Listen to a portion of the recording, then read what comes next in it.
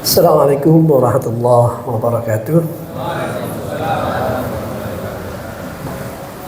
Alhamdulillah, nahmaduhu wa nasta'inu wa nastaghfiruh wa na'udzu billahi min shururi anfusina wa min sayyiati a'malina.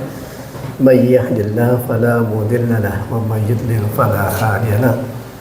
Asyhadu an la ilaha illallah wa la syarika lahu wa asyhadu anna Muhammadan abduhu wa rasuluh. Qala Allah Ta'ala fi kitabihil karim, a'udzu billahi minasyaitonir rajim. Ya ayyuhallazina amanu taqullaha wal tanzur nafsum ma qaddamat lighad wattaqullaha innallaha khabirum bima ta'malun. Shadaqallahul azim.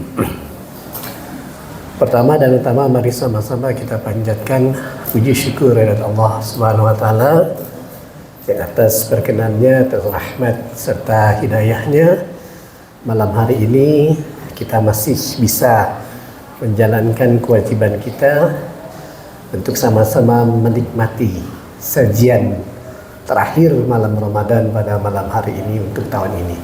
Mudah-mudahan apa yang kita lakukan sebelumnya, amal ibadah yang kita lakukan sebelumnya selama bulan Ramadan ini diterima oleh Allah Subhanahu wa taala. Amin. Salawat dan salam semoga tercurah kepada junjungan kita, pemimpin revolusioner kita dunia dan akhirat, Nabi Muhammad sallallahu alaihi wasallam, juga kepada keluarga, sahabat, tabi'in dan insyaallah kepada kita umat akhir zaman yang senantiasa tetap istiqomah untuk menjalankan ajaran Islam secara utuh. Bapak Ibu sekalian, malam ini merupakan malam terakhir untuk Ramadan tahun ini, ya.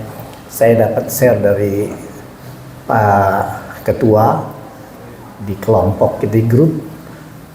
Judulnya sangat menarik, ya. Kita disuruh menangis ketika menjelang akhir Ramadan ini. Dulu sebelum Ramadan mungkin di arah kita banyak yang boga kahoyong atau keinginan. Semoga Ramadan kali ini pengennya khatam berkali-kali, baca Qur'annya, ya, tahajud juga begitu, sedekah juga demikian, ya. Namun rencana tinggal rencana. Apa daya sampai dengan malam terakhir ini kita bercermin apakah yang kita inginkan sudah sesuai dengan apa yang kita cita-citakan. Apakah yang kita dapatkan atau yang kita hasilkan lebih baik dari apa yang kita inginkan ketika Ramadan mau datang. Padahal dari bulan Rajab kita berdoa, Allahumma barik lana fi Rajab wa Sya'ban, balighna fi Ramadan. Kita dimintakan supaya umur kita disampaikan untuk bulan Ramadan, dengan berharap bahwa Ramadan penuh dengan hikmah. Dan kita berharap bahwa kita bisa mengambil sebanyak-banyaknya manfaat dari Ramadan.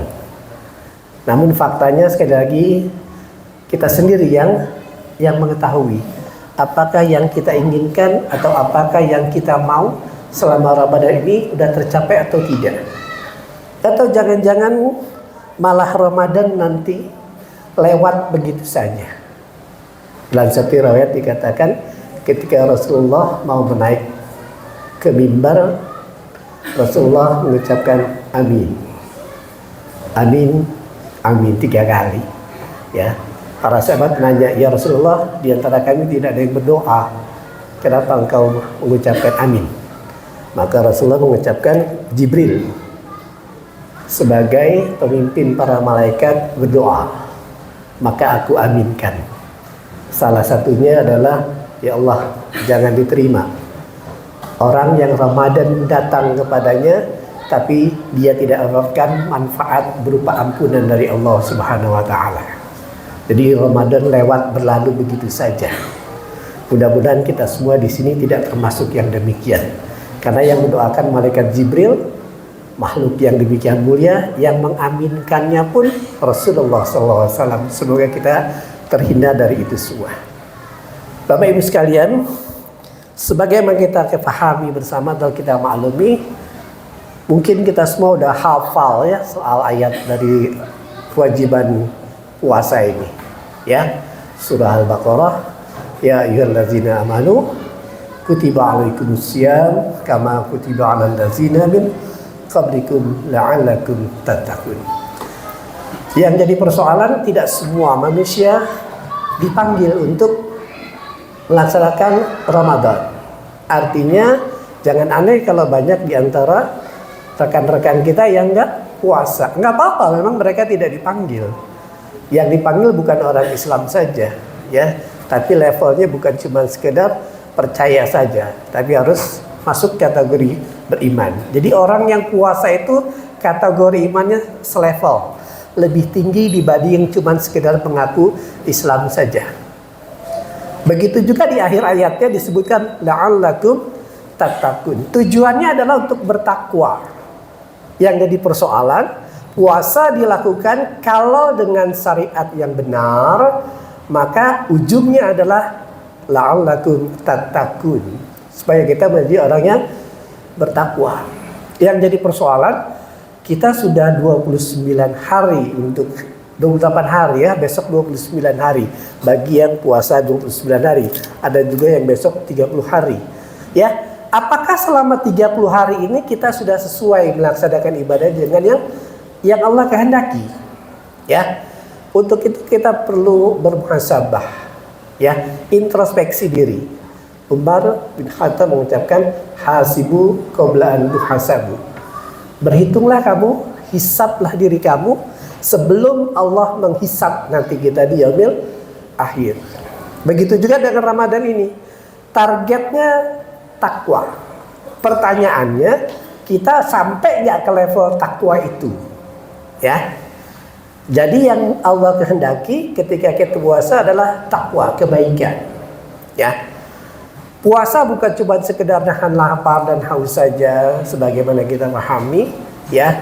Itu puasa biasa-biasa saja. Bahkan saya pernah mengungkapkan, kalau puasanya cuma nahan lapar dan haus saja, era Hayam.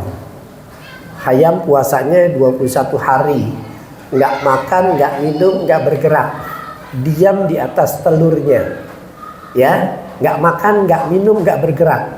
Kita cuma 8 jam, ditambah lagi tidur, ya, paling puasanya hanya 6 jam, ya, itu ngerasa udah paling soleh. Bandingkan dengan ayam 21 hari, nggak bergerak.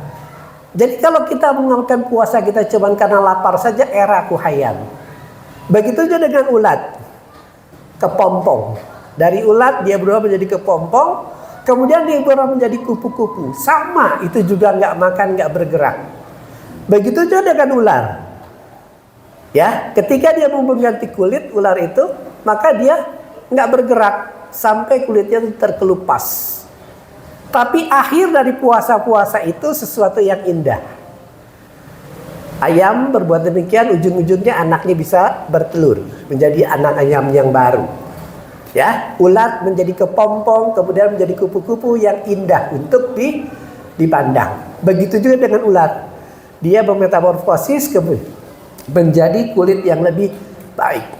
Itu puasanya. Kalau coba nahan lapar daun aja, malu kita sama binatang kalau cuma sekedar nahan lapar dan haus. Pertanyaannya itu, kualitas puasa kita apakah sudah seperti yang Allah hendaki? Sudah, alhamdulillah kita puasanya sudah benar. Benar atau salahnya, sempurna atau tidaknya puasa kita, entah ngangge perasaan. Kayaknya udah bener deh gitu. Ya, hidup ini tidak cukup dengan perasaan. Hidup perlu tuntunan. Oleh karena itu Allah turunkan Al-Quran. Zalikal kitabul la raiba fihi hudan lil muttaqin. Petunjuk. Bagaimana aturan puasa dan segala macamnya dijelaskan oleh Rasulullah SAW. Ya, yang diarahkan dari puasa ini adalah ketakwaan. Ya, takwa itu secara gampangnya kita menjalankan Allah perintahkan dan meninggalkan segala yang Allah larang. Pertanyaannya, sejauh mana kita melakukan itu semua? Setan selalu menggoda kita karena dia berjanji, saya akan goda manusia semenjak memproklamirkan untuk dimasukkan ke neraka. Maka setan memproklamirkan, Saya akan goda anak cucu Adam dari atas, dari bawah, kanan, kiri semua. Dan sangat sedikit nanti kau temui umat manusia itu bersyukur, kecuali hanya orang-orang yang benar-benar ikhlas dalam beribadah. Nah, ketika kita menjalankan ibadah puasa ini, benarkah sudah sesuai? Disitulah kita perlu muhasabah, terutama di malam-malam terakhir ini. Apakah sudah benar puasa kita? Jangan-jangan ketika kita melakukan ibadah suka-suka kita atau maunya kita atau sepengetahuan kita saja, seolah-olah sudah benar. Ya, padahal patokan untuk mengatakan sesuatu ibadah itu dua saja. Yang pertama, lakukan secara ikhlas. Yang kedua, turuti apa yang oleh Rasulullah contohkan. Jadi lakukan secara ikhlas. Yang kedua, ada nggak contohnya dari Rasulullah? Kalau Rasulullah mencontohkan berarti benar ibadah kita. Tapi kalau kita melakukannya suka-suka kita, maka tanda tanya besar. Padahal Al-Quran mengatakan bahwa hari ini agama Islam sudah sempurna. Al-yawma akmaltu lakum dinakum wa abnantu alaikum nikmati wa raditu lakumul Islam madinah. Surat Al-Maidah ayat 3. Ya, Allah menjelaskan Islam sudah sempurna saat Rasulullah masih hidup. Jadi nggak ada lagi istilah peribadatan yang memulai dengan gaya baru, nggak ada kalau untuk ibadah. Nah, kita introspeksi nih, apakah ibadah kita ibadah jadi-jadian atau memang ibadah yang dicontohkan oleh Rasulullah SAW? Ya, jangan kita merasa ibadah kita yang paling benar. Ya, setan menggodanya gitu. Kalau untuk orang yang ilmunya tipis, yang nggak punya iman, diajaklah dia bermaksiat, melalaikan ibadah. Tapi kalau yang imannya sudah mulai meningkat, bahkan tinggi, maka setan nggak ngajarin dia bermaksiat. Setan tahu dia imannya sudah bagus, amalannya sudah baik, maka setan tidak mengajarkan dia untuk bermaksiat. Tapi sama setan digodanya untuk apa? Supaya dia takabur, supaya dia sombong. Nih saya sholatnya paling tertib, nih saya sedekahnya paling besar, nih saya baca Qurannya paling banyak khatamnya. Ya, padahal kalau kita melakukan suatu ibadah tanpa, sekali lagi, tanpa berkehendak supaya mendapat ridha Allah, semuanya akan sia-sia. Wa ma umiru illa liya'budullah mukhlisin lahuddin. Dan tidak kami perintahkan kepada kaum manusia untuk beribadah kepadaku, kata Allah, kecuali dengan ikhlas. Nah, riya ini yang kita nggak sadari, penyakit hati kita, merasa kita paling benar, paling taat, paling soleh. Ya, nih kita nih udah baca Quran udah 3 juz, nih tahajudnya terus-terusan, ya, nih itikaf. Coba bandingkan dengan yang lain, itu yang terkadang terbersit di hati kita. Untuk itu Siti Aisyah mengatakan kepada Rasulullah, menanyakan kepada Rasulullah, wahai Rasulullah, apa amalan yang bisa kita lakukan di 10 hari terakhir? Ya, kalau itikaf Rasulullah mencontohkannya. Kira-kira apa ya Rasulullah amalan yang bisa kita lakukan di 10 terakhir? Rasulullah mengatakan, banyak-banyaklah kamu mengucapkan Allahumma innaka afuwun tuhibbul afwa fa'fu anna. Allahumma innaka afuwun karim tuhibbul afwa fa'fu anna ya karim. Disuruhnya beristighfar. Walaupun kita udah banyak melakukan itikaf, tahajud, baca Quran segala macam, yang diperintahkan oleh Rasulullah banyak istighfar. Ya. Jadi bukan berarti ketika kita melakukan ibadah maka lantas kita menjadi besar kepala, merasa kita yang paling banyak ibadahnya. Ini yang ditakutkan oleh Rasulullah. Oleh karena itu dia mengisyaratkan kepada Aisyah, beristighfarlah kamu supaya terhindar dari penyakit riya yang diibaratkan adalah seperti semut hitam di atas batu hitam, di tengah kelam malam mati lampu lagi. Kebayang nggak gerakannya seperti apa? Kita nggak bisa tahu. Itulah kira-kira ya riya yang bisa menggerogoti amal kita. Rasulullah mengatakan riya itu diibaratkan api yang membakar kayu bakar, yang membakar amal kita. Kalau amal kita tidak didasarkan oleh niat yang bersih, maka yang kita lakukan semuanya akan sia-sia. Oleh karena itu, di malam terakhir ini, mudah-mudahan Allah masih memberikan kesempatan kita di malam terakhir ini sampai dengan fajar nanti, kita optimalkan. Kita banyak-banyak beristighfar, semoga kita terhindar dari riya tersebut dan semoga amal kita bisa Allah terima. Selanjutnya, ketika takwa kita berhasil dapatkan ketika Ramadan, pertanyaannya, apakah sudah selesai? Oh iya sudah, alhamdulillah Ramadan saya full. Ya, taraweh, baca Quran, i'tikaf full. Maka ketika Syawal, ya sudah, nggak ada lagi kewajiban untuk hal-hal seperti ini Ramadan. Padahal Syawal itu artinya peningkatan amal. Oleh karena itu Allah dan Rasulullah tahu kalau kita tuh manusia, kadang-kadang amun geus mencapai sesuatu khoyongna istirahat. Ya. Jangan kendor kata Allah. Maka ada kewajiban lain. Setelah selesai Ramadan diperintahkan untuk kita puasa sunnah Syawal 6 hari. Maksudnya untuk apa? Biar kita enggak merasa sudah bebas gitu, mempertahankan tradisi Ramadan yang sudah baik. Jangan sampai ngegejlek banget. Tadinya Ramadan taat banget, begitu Syawal guys, segala dimakan. Yang tadinya ngumpulnya di masjid, sekarang balik lagi ke perapatan lagi masjid dia. Kelapa poli lagi, gibah lagi kita. Selesai Ramadan udah selesai katanya. Oh enggak seperti itu, ya. Allah menyindir ya di Al-Qur'an tegaskan tentang kisah seorang perempuan. Ya. Namanya Rilta, ya. Zaman sebelum Rasulullah, zaman ketika zaman jahiliyah, dia adalah perempuan yang kaya raya cantik. Namun yang jadi persoalan jodohnya belum dapat. Sampai akhirnya orang tuanya pun meninggal. Kemudian dia sampai akhirnya tidak mendapatkan jodoh sampai dengan usia yang sudah cukup tua. Akhirnya ada juga seorang laki-laki yang melamar dia ketika dia usianya sudah tua. Dia senang sekali. Kemudian laki-laki itu nikah dengan dia. Selanjutnya apa yang terjadi? Si laki-laki itu bilang sama si Rilta ini bahwa dia mau berdagang. Tolong disiapkan perlengkapannya. Maka Rilta menyiapkan semua keperluannya, termasuk bekal dan segala macam, karena dia memang kaya.